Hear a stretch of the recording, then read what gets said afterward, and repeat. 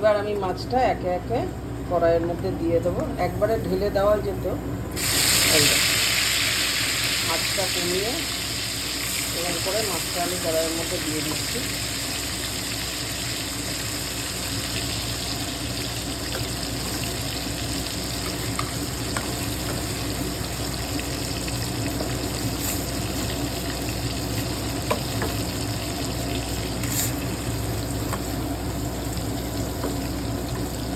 ইলিশ মাছ সারা বছরে একবার খাবো, একটু ভালোভাবে রান্না করে না খেলে ভালো লাগে না, বলো?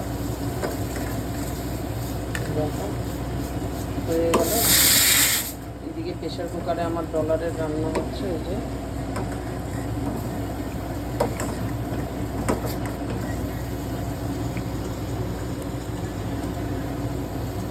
তো এবার এটা এর মধ্যে দিয়ে দেবো। জল কিন্তু আমি দেব না, এইটার মধ্যেই কিন্তু ইলিশ মাছ সেদ্ধ হবে। ইলিশ মাছ যেহেতু নরম, এটাতেই হয়ে যাবে।